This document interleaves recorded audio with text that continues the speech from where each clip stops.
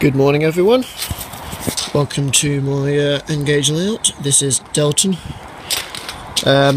Before I get going, I'd just like to talk about me and where I'm living at the minute. As you can see, this is my static home and the cat.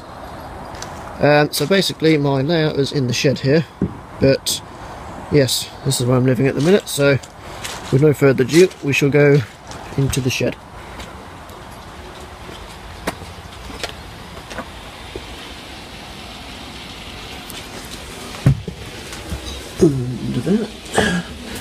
So this is my Engage layout at the minute. I'm currently in the process of starting up my Engage collection because from about the age of 10 I've virtually been modelling in 00 gauge, but after a long consideration and a long thought process I've decided to sell it all and use that to kickstart the Engage really, as I feel you can get a lot more on a small space and that's ideal for me really. We'll start off with the baseboard and the shed. The shed is just a single skinned Yardmaster metal shed really, and the baseboard is just 12mm MDF on a softwood frame.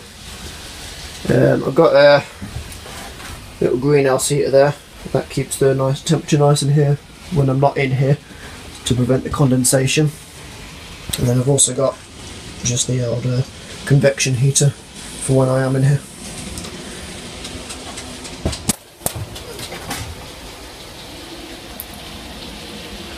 Right, so we'll start with the boring part, which is not essentially a fiddle yard. It's just a pass over really to take it from that side to that side, as I was considering doing an end-to-end layout, but I do enjoy just sitting down and watching them go around, so I decided to make it a full oval. You've got 3 running tracks here, and this is probably the area I will use to load the trains and unload the trains to the track. That's my 66 there from Graham Farish with 4 46-ton wagons. Later on I will go through all of the stock I have. Obviously it's only a small collection as I've just started. So yep, that's the first part of it. I was going to make this part removable in case the girlfriend wanted to get in and out the shed, but nah. So this at the minute is where I'm hiding all my clutter. That is actually the raised section, which will be a farm hopefully. You can see in there's a track that does go round into an oval, or half an oval, and then onto there. I'll tell you what that's for in a minute, but that's just where I'm storing all my things at the minute to get all the clutter off the layout for this video. And the cat's on the layout. So moving around, got the tunnel portals there. They're the Pecco ones, they just stick on quite nicely. Wasn't too fussed, it's only a little bit of plastic, so they do quite the job there. I will be using Metcalf card kits throughout the entire layout because it's a lot cheaper, and if they do get damaged, or if I do end up wanting to replace them, they're quite cheap. I have to note that I do not plan to be here within 5 years, so this layout is not a perfect forever model. It's really just not a practice layout, but it's just something I can run trains on and do a bit of scenery really. So yeah, moving around, we've got the retaining wall there,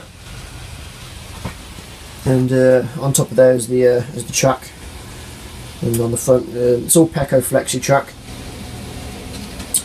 Over here we've got the warehouse and an overbridge with the road going underneath it. Probably around here will just be a little parking area, and then obviously around here we've got the warehouse, shed, and just a container in there, and that'll be like a car park loading bay area. In here will just be a bit of overgrowth, and at the front, where this track is at the minute, will be a gradual decline down to baseboard level, and I'll show you what that's for in a bit. So over to here, we go back into a tunnel to hide the curves, as they're very unrealistic. That's something I do like about Engage, is the nice swept curves you can get with the Flexi track. So yeah, here's the signal box, and this is the raised sort of village area. It's got a nice little 2-platform station there. Should be enough to fit 2 Mark III coaches, but I'll only be using it for DMUs. Got a nice station building, and it comes around. I wanted to have the platform at the same level as the car park, because it's not every day that you have to walk up to the station. So yes, got terraced houses along there. They'll probably just be surrounded by hilly areas and grassy areas really. Around the back of the platforms I will do a pathway, and then over here, which is the first attempt at a bit of scenery, which I've now scraped all off, will be some static grass. In that gap there I'll probably just put a little hut, maybe a worker's cabin or something. And then that's the car park there. The road slopes down over the crossing, which is all handmade, and then just round here. Road I've made with polyfiller because you can get quite a good slope on that, so I've evened that off a bit and then mixed up a grey and then had that. Moving around, I haven't yet decided what I'm going to do with this area, but I've got a load of tracks in place. I know for certain I want a EMU storage area, service point, and probably put a little engine shed on here. This here will link to the track receiver there via the incline, and that will make a branch line. So that station there, trains will come around the bend and then down and connect back up to the main line around here. And then coming further round, we've got some more sidings, which I'll probably put a shed or 2 on, and then we've got the station over here. So this will be the main station.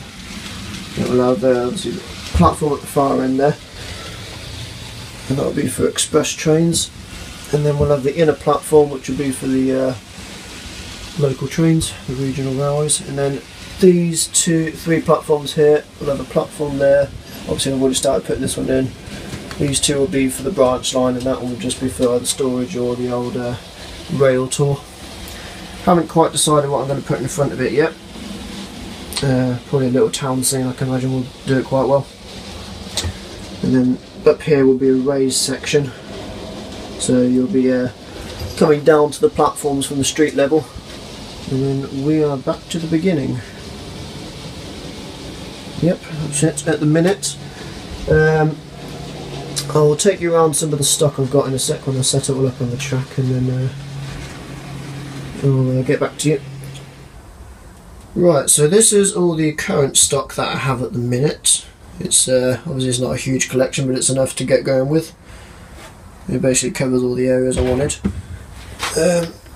This is the HST by Dapol.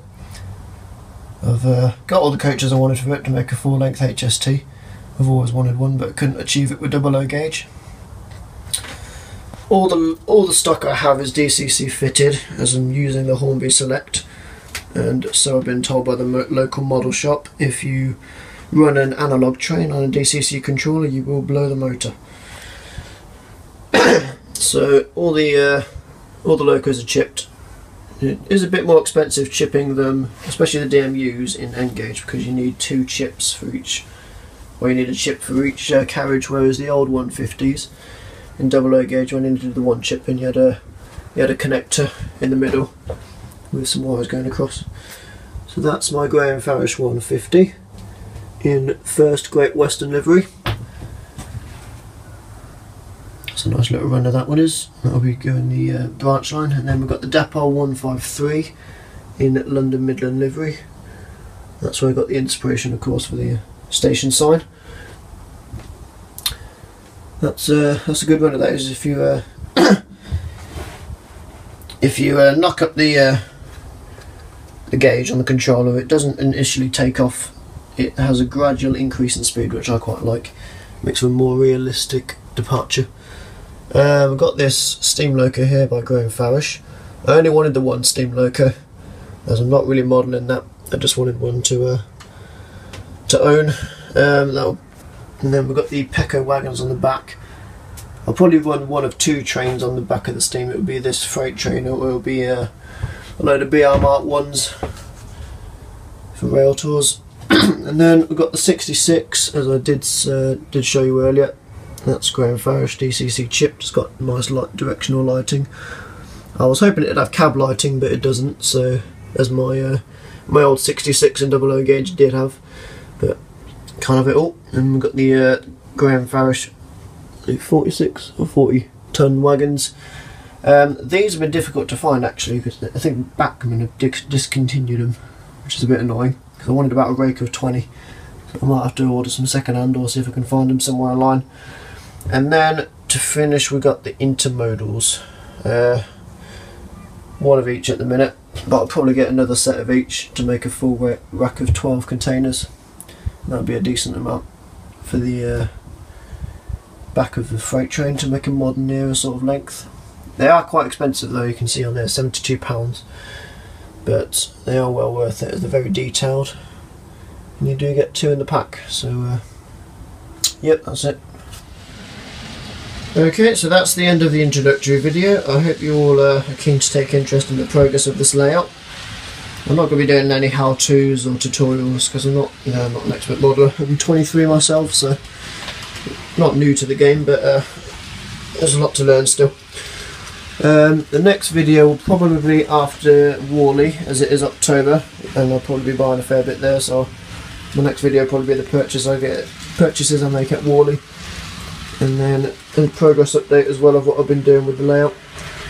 I'm really working on this area at the minute, the first area, especially the raised scene and the branch line, and then I'll sort of work my way around, I think. Yep, and I'll just leave you with a running shot of my 150.